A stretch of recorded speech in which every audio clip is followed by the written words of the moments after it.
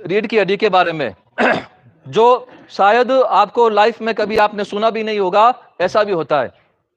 और मेरे हिसाब से जो ओल्ड पेशेंट जो रायपुर आए हुए हैं शायद उन्होंने सुना होगा, लेकिन आपने कभी नहीं सुना होगा। काफी बीकानेर के हमारे गणमान्य नागरिक, हमारे छिपा समाज के या अदर कास्ट के भी आप बैठे हैं, आपका सभी का स्वागत है। तो हम बताते हैं आपको, ये जो रीढ़ की हड्डी है, ध्यान से सुनना युवा वगैरह सब, ये जो रीढ़ की हड्डी है ये कुदरत की असीम देन है, कुदरत की असीम देन है। ऐसा कोई बंदा पूरे वर्ल्ड में, पूरी दुनिया में पैदा नहीं हुआ जो इस रीढ़ की हड्डी को दोबारा बना सकता है। कोई नहीं बना सकता, ये कुदरत के हाथ में है। क्यों नहीं बना सकता है? कारण क्या है? कारण यह है, किसी जन्मते हुए बच्चे को आपने देखा होगा यहां पे एक खड्डा होता है, ताड़ जिसको बोलते हैं ताड़वा। तो ताड़वे से लगा के नीचे टेल बोन तक इस रीढ़ की हड्डी के अंदर ऐसी वेन होती है जो all are internal important parts of human body, मानव शरीर के अभिन्न अंग जो शरीर के अंदर होते हैं बाहर दिखाई नहीं देते। जैसे ब्रेन का व्हाइट मैटर, ग्रे मैटर, अंदर का हिस्सा, हार्ट, किडनी, लीवर, छोटी आंत, बड़ी आंत, मूत्राशय, भोजनालय, गर्भाशय, फेफड़े, पैनक्रियाज, लीवर, एनीवे जो शरीर के अंदर 14 अंग होते हैं, उन सभी अंगों में ब्लड की सप्लाई इसके रीढ़ की हड्डी के अंदर जो वेन होती है जिसका नाम है स्पाइनल कॉर्ड, उसी के माध्यम से पहुंचती है। इसलिए ये इंसान के हाथ में नहीं है, ये कुदरत के हाथ में है। और ये जो छोटी छोटी जो नसें निकल रही है, ये अपने शरीर के अंदर जितने भी ऑर्गन हैं उनमें ब्लड की सप्लाई पहुंचाती है। अब अगर मान लो मुझे लोअर बैक पेन के बारे में बता रहा हूं मैं आपको, उसके बाद सर्वाइकल के बारे में बताऊंगा। लोअर बैक पेन यानी कि किसी भी बंदे को कमर में अगर दर्द होता है, ध्यान से सुनना, आपके परिवार में, आपके रिश्तेदार में, या एनी हाउ आपके आस पड़ोस में, या आपके खुद के किसी भी बंदे को अगर रीढ़ की हड्डी में कहीं पे भी अगर पेन होता है तो मैं समझता हूं उसकी गलती से होता है। 80% उसकी गलती से होता है, या तो नीचे गिरने की वजह से या पैर दिरवाने की वजह से। पैर कैसे? मान लो मैंने वजन ज्यादा उठाया, मेरी कैपेसिटी वजन उठाने की 50 किलो, मैं उठा रहा हूं 70 किलो और बाहुबली बनने की कोशिश कर रहा हूं, शरीर में ताकत नहीं है फिर भी वजन ज्यादा उठा रहा हूं। तो जैसे ही किसी ट्रेन को आपने देखा होगा, एक ट्रेन जैसे ही रुकती है सबसे लास्ट वाले डब्बे में झटका ज्यादा लगता है। कभी आपने अनुभव किया ऐसा? सबसे लास्ट वाले डब्बे में झटका ज्यादा लगता है। तो ठीक वैसे के वैसे अपने शरीर के अंदर जो ये 33 मणके होते हैं, 33 वर्टिब्रा होता है, जैसे ही आपने वजन उठाने के लिए नीचे झुका और ऊपर किया तो सबसे लास्ट वाला वर्टिब्रा L4 L5 के अंदर झटका लगेगा। झटका लगते ही एक ट्रेन के डब्बे में दूसरे ट्रेन के डब्बे जब मिलता है तो 2.5-3 फीट की दूरी होती है। देखा आपने कभी? ऊपर लॉक लगा हुआ होता है, नीचे सस्पेंस बड़ी बड़ी स्प्रिंग लगी हुई होती है। जैसे ही ट्रेन अचानक रुकती है तो इस स्प्रिंग आपस में टकराती है। तो ठीक वैसे के वैसे जैसे ही वजन आपने ज्यादा उठाया, ऊपर हुए, तो L4 L5 के अंदर ये जो गैप है, ये गैप खत्म हो जाएगा, कम हो जाएगा। और ये गैप 22 एडेप्टर मीटर गैप होता है। हर मणके में इतना गैप होता है, इतना गैप होता है। जैसे ही गैप कम हुआ, अंदर जो स्पाइनल कॉर्ड की ये नर्व जो चल रही है L4 की, ये कंप्रेस होनी चालू हो जाएगी। कंप्रेस होते ही यहां से जो डिस्क है वो बल्ज हो जाएगी, पिचक जाएगी, तो लिगामेंट्स बाहर आ जाएगा। बाहर आते ही आपके कमर में L4 की नस दबने से दर्द चालू हो जाएगा, और दर्द होते ही आपके यहां पे सूजन आ जाएगी। तो आप क्या समझेंगे? यार चणक पड़ गई। आप क्या समझेंगे? चणक पड़ गई, लचक आ गई।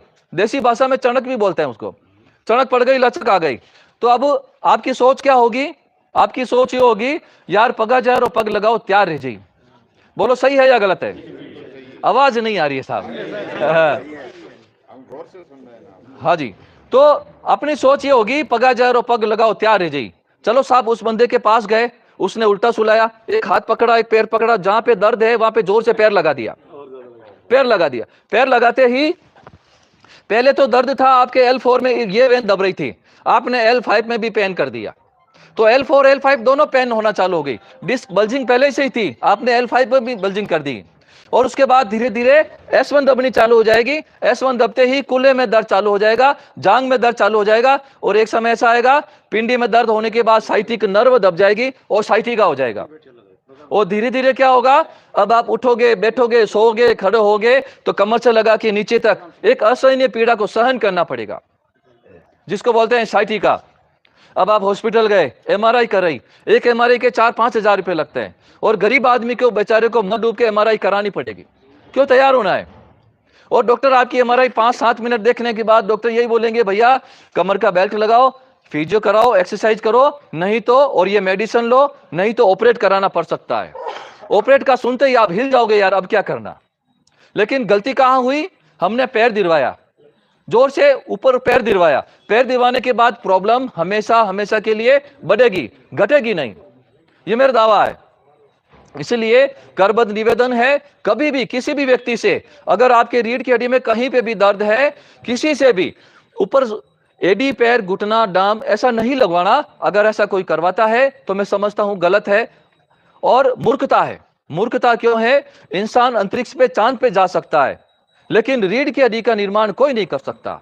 एक बार अगर नुस्ख हो गया, ता उम्र अंतिम समय तक ये रीढ़ की हड्डी अपने को छोड़ेगी नहीं।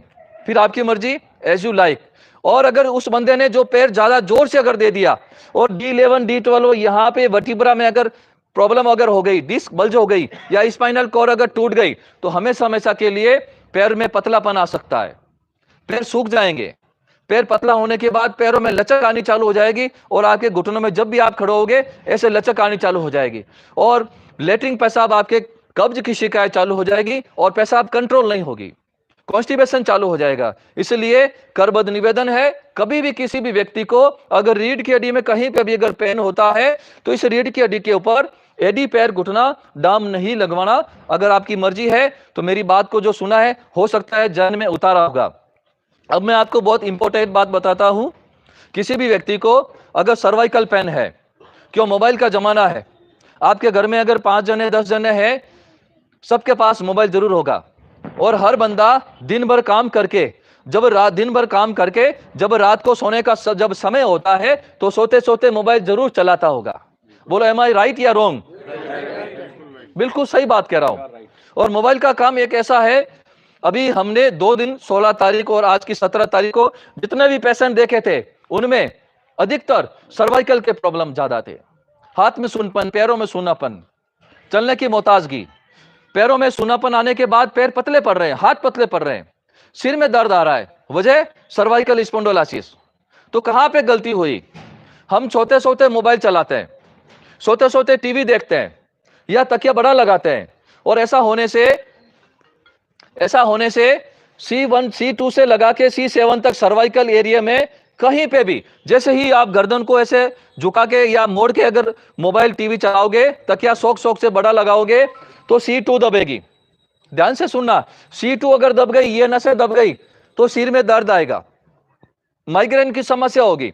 C2 यहां पे होती है, ये नसें दबने से माइग्रेन की समस्या होगी, और माइग्रेन की समस्या होने के बाद ऑस्टिपटर, वर्टेक्स और टेम्पोरल एरिया में दर्द आने के बाद, कभी भी जिस दिन सिर में दर्द ज्यादा बढ़ गया, उस दिन हार्ट के ऊपर जोर पड़ेगा, हार्ट और ब्रेन का संबंध बिगड़ेगा, बीपी हाई होगी, और ब्लड प्रेशर हाई होने के बाद ब्रेन अगर हेमरेज अगर हो गया, ब्रेन की नस फट गई, तो फेस पैरालाइज आ सकता है, मुंह का लकवा हो सकता है, मुंह तिरछा हो जाएगा। ऐसे चलेगा? नहीं चलेगा। किस किस के चलेगा? किसी के नहीं चलेगा। इसलिए कभी भी सोते सोते मोबाइल नहीं चलाना है। और अगर C5 C6 या C7 अगर कंप्रेस हो गई, 4 5 6 या 7, तो आपके धीरे धीरे यहाँ पे गर्दन में दर्द आएगा, थापे में दर्द आएगा, हाथ में सूनपन होने के बाद, कोहनी में दर्द आने के बाद हाथ में झंझनाहट, हाथ में सूनपन चालू हो जाएगा। और एक समय ऐसा आएगा, अब आप हॉस्पिटल गए, डॉक्टर ने वही लिख दिया, एडवाइस फॉर MRI। आपने MRI करा के वापस डॉक्टर को बताया, और डॉक्टर यही बोलेंगे, भैया सर्वाइकल बेल्ट लगाओ।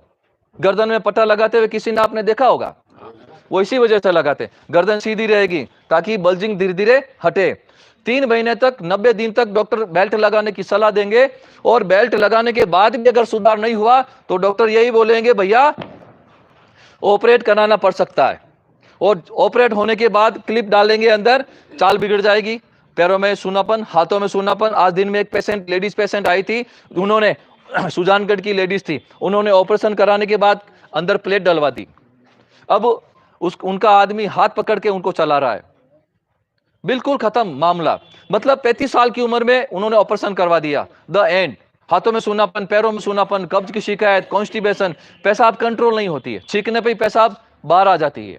ये प्रॉब्लम चालू हो जाएगी। तो करबद्ध निवेदन है, अपने परिवार में अपने बच्चों को, अपने माँ बहन बेटी को, सबको बताओ, ये हिदायत करो कि कभी भी सोते सोते मोबाइल नहीं चलाना चाहिए, कभी भी सोते सोते टीवी नहीं देखना चाहिए, जितना हो सके तकिया पतला लगाना चाहिए।